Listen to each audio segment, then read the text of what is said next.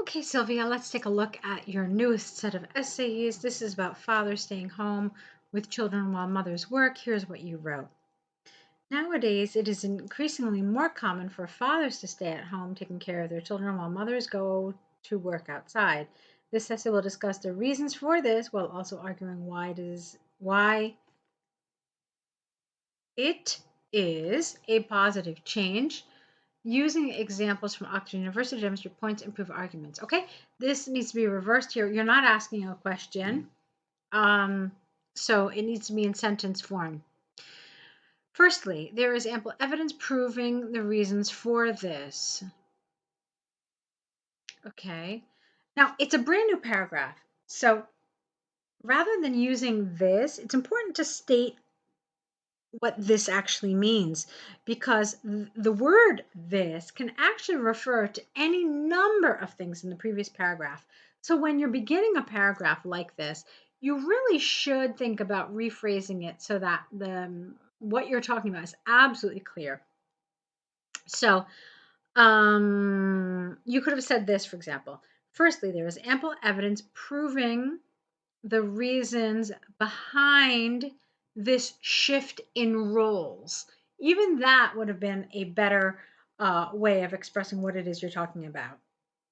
The development of female rights during the past decades has made it possible for women to access the same jobs that once were only available for men. To men, actually, available to men, which makes it easier to give responsibilities such as taking care of the children to the fathers. Recent empirical research by Oxford University demonstrated that in 2020, 48% of workers in the UK were women, whereas in 1960, only 20% of them were female. This is a 28% growth in 60 years that contrasts with the stay at home fathers' percentages that grew from 2% to 29% in the same year period. Therefore, it is conclusively clear that the possibility of women to access same level jobs as men can explain why these days fathers can stay in the house while mothers are the ones working outside. Okay, I like this. Grammatically, you did great. It was really very good. You had a lot of really lovely vocabulary. I kind of feel like it's a little statistic heavy.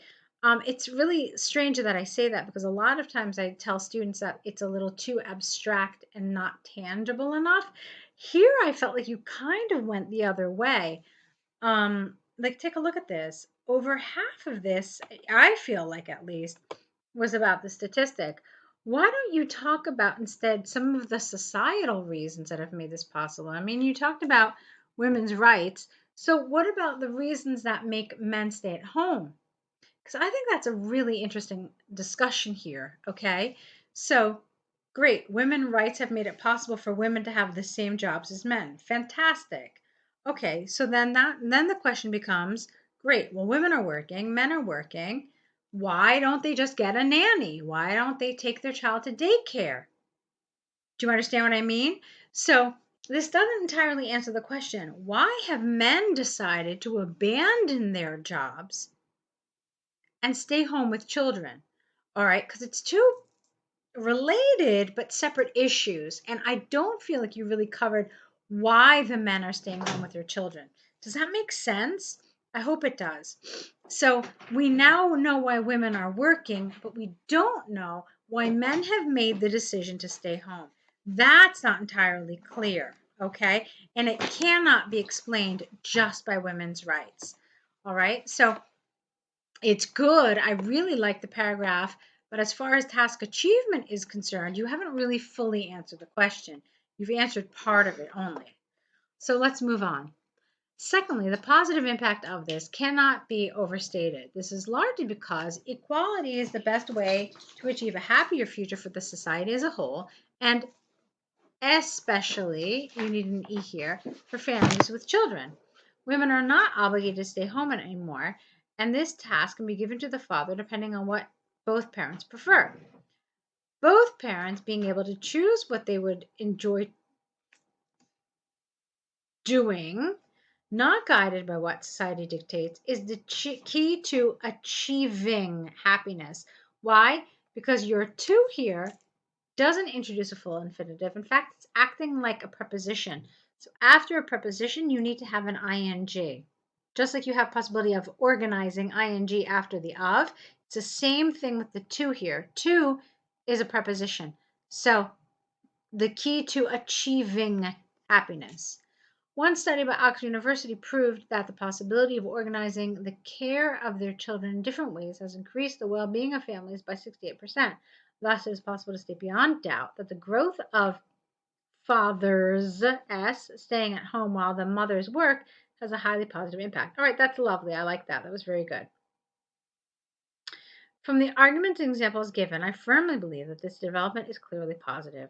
It is predicted that the number of fathers staying at home to take care of their children will increasingly grow during the following years. Okay, so this is really quite good. I told you what I thought was weak. I thought your discussion of why fathers are staying home in this paragraph needed more discussion. I think it needed more development. You touched upon it slightly here, but I really felt you needed to deal with the reasons in this paragraph.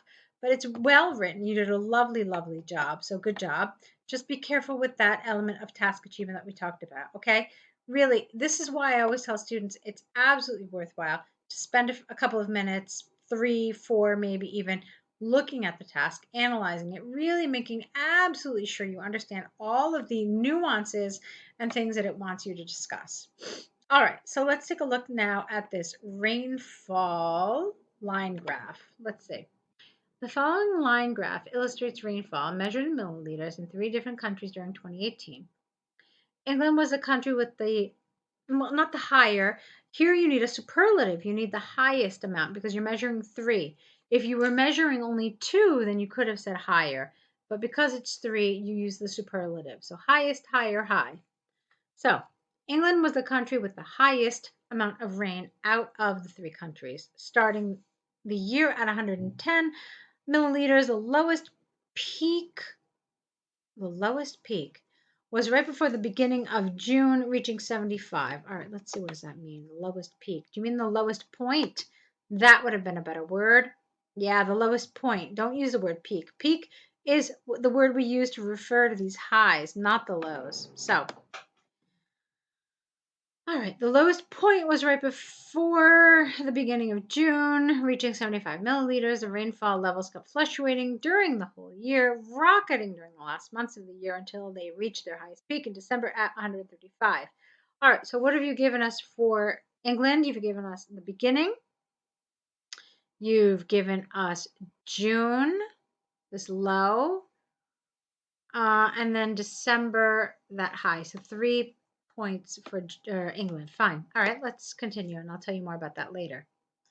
Scotland and Wales also suffered many fluctuations during the whole year, but their highest and lowest peaks had a much higher difference. Good. That's a great sentence right there. It's a great topic sentence. It kind of gives us the overall idea of what's happening with the figures for Scotland and Wales. So that's really nicely done. Good. Firstly, Scotland had its lowest point in February with 25 milliliters of rain, soaring to the highest peak of the year with the following month with 140. This quantity was also reached in October. Secondly, Scotland. Okay. Wales's rainfall decreased until its lowest point in April with 30 milliliters. After some variety during the following months, the quantity increased until reaching a peak of 140. Okay. Overall, the highest amount of rainfall of the 3 countries was 140 milliliters in both Scotland and Wales, whereas the lowest was in Scotland, reaching 25. England was a country with the smallest fluctuations, with only a difference of 35 milliliters maximum from one month to another. Okay. I have some good news and I have some bad news about this. I thought that your writing was lovely. I thought it was really, really good. That it was super accurate. You use a lot of fantastic expressions. Um, so a really lovely natural language. So all of this was so well done that I was really, really very pleased with it. I'm also really pleased with the fact that you separated the paragraphs the way you did. I thought that was smart. That was a good way to do it. And I loved this sentence, as I already told you, that you had this nice kind of, it's almost like a topic sentence in a way, which I thought you did a really good job with. So those are some of the good things. Now let's talk about the things that I thought needed a little work. The biggest problem for me is your overview. You're not supposed to use data in your overview. It's really just supposed to talk about trends, the things that are most obvious here. And with all of this data here, it essentially feels like a detailed paragraph.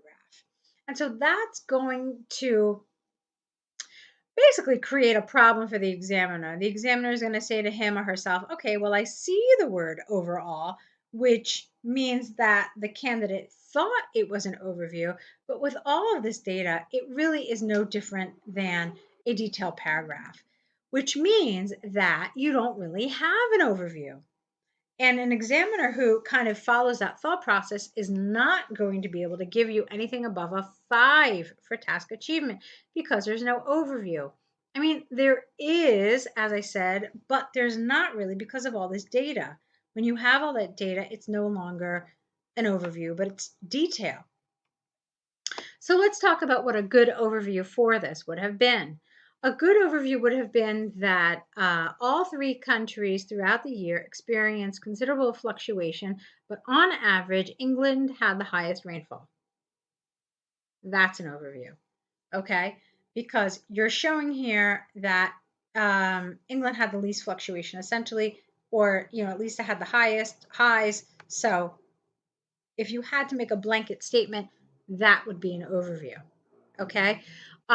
You would have to mention the fluctuation and you would have to mention that England somehow differed from the other two. But you can see that in my overview, I make absolutely no mention of data here. Okay. So that was the one, probably the biggest problem I saw here. The other big problem I saw here is it's not so much the data that you selected, but the fact that you didn't really select a lot. I thought it was kind of skimpy in terms of data. So let me show you what I mean. This is this whole line chart here shows, line graph rather, this line graph shows 36 pieces of information. So what did you really offer us? What did you tell us about these 36 pieces of information? Well, let's see. You have 1, 2, 3, and then 4, 5, 6, 7. So it's not really a lot.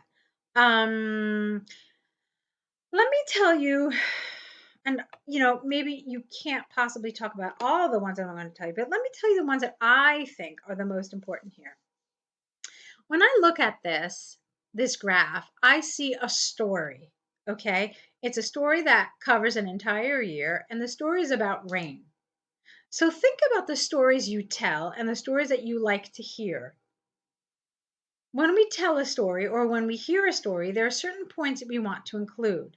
We want the beginning, we want the end of the story, and then we want kind of the main points in the middle without too many details that are not necessary. So for me, each one of these has 5 points that are important. I'm not going to say necessary, but that are important. So for me, if I was going to start with Scotland, and I would start with Scotland since it was the highest, that point would be point 1, point 2, 3, 4, and 5. Okay, so the beginning, the end, the low, and those 2 peaks. For England, it would be beginning, end, low, and then along with the end, you would have 1, 2, 3. So beginning, low, peak, peak, peak, and that's it. So for Wales, it would be beginning, low, peak, end, and I would also mention this plateau because that's a really interesting thing. And that's the only time in this whole chart that we see a plateau or any sort of stability at all. So really, really, really fast, just to tell you what at least my paragraph or my information about Scotland would look like, I would probably say something like, Scotland began the year with the highest rainfall overall at approximately 130 ml. It dove to its low of the year in February at, 30 ml, to follow the next month at the first of 2 peaks at 140. This was also followed in October, and it ended the year at just above 100 ml in December. Done with Scotland. That's it. That's all I have to say. Okay, so that gives you an idea of the kinds of pieces of information. You mentioned, what did I say? 7? Okay, yeah, maybe a little more. Just also emphasizing those highs because I felt like you kind of emphasized the lows. You know, maybe you did mention the highs, but just kind of signpost them, emphasize them a little better. So those are some of the weaknesses. Having talked about all the weaknesses in considerable detail, I do want to say that your language and everything else was really, really good. So you've got the right language level to do really great in a task like this. What we have to work on is just these flaws or kind of things that just need a little work. So you can definitely get the score that is representative of your language level. Okay, that's why you hear me focusing so much on what you could improve. I hope that's helpful. I hope that gives you information that is, beneficial in some way. You do have an extra set with us coming up. So go ahead, get started on that, and we'll meet back here with your next set. Okay, Sylvia, so good job today.